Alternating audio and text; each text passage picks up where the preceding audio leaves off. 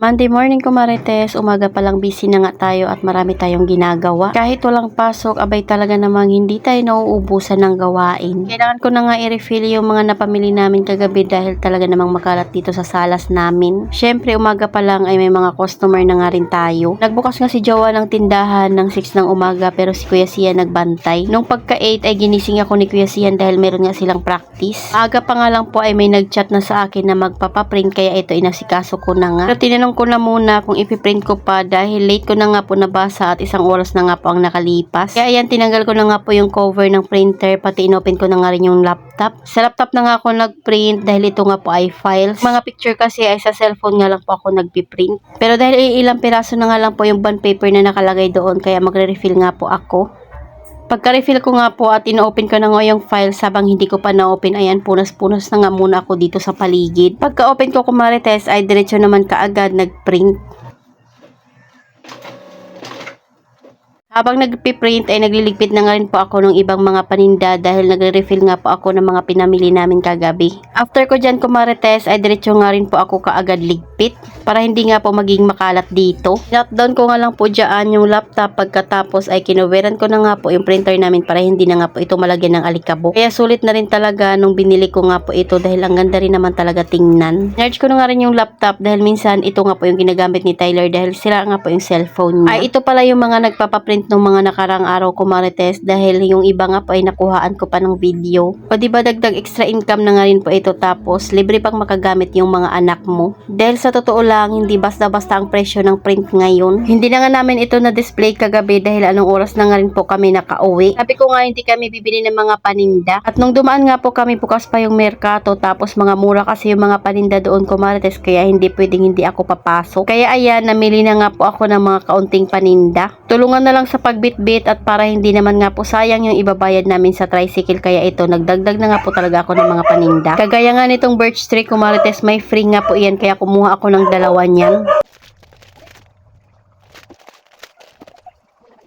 At dahil may nabili nga kumarites habang ako ay nagre-refill bigyan ko na nga muna. O diba ang ganda talaga nitong mga storage na ganito kumarites dahil hindi na nga po talaga nagkakatumbahan yung aking mga paninda at laging nakaayos na sila. Pati nga po itong mga sponge kumarites ay sa online ko nga binibili.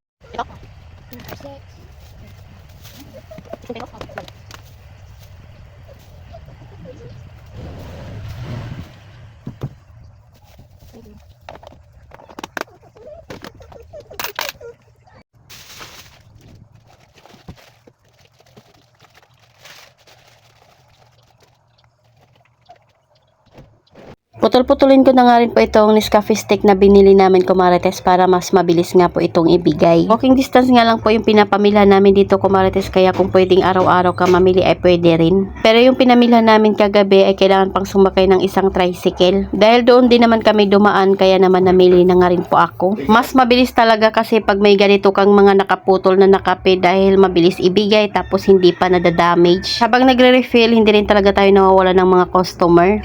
Pag may kanya-kanya nga pong mga lagayan yung ating mga paninda kumarites, alam mo nga kung kailangan mo nang mag-restock. Kaya nito ilang piraso na lang yung natira, kaya ayan bumili na nga rin po ako ng isa pang haba. Pero kung magulo at hindi nga nakaayos yung paninda mo madalas ay talaga namang nawawalan ka ng stock. Sayang din at kung lilipat sila. Naganap nga po sa akin na tando ay lapad at dahil suki ko na nga po siya kaya bumili na nga rin po ako ng 3 piraso. Sa ilang taon ko nga nagtitindahan kumarites wala sa aking naghahanap niyan kaya hindi talaga ako bumibili. Pero dahil bagong suki natin siya tapos yun nga po ay hinanap hinanap niya sa akin kaya bumili na ako. Pero minsan kasi ang binibili niya ay gin or di kaya emperador. Dahil iilan na lang yung sundroks natin dito kaya dinagdagan ko na nga rin. So yun lang muna ko Marites. Salamat sa panonood. Follow for more. God bless us. At sana i-share nyo na nga rin po itong aking video.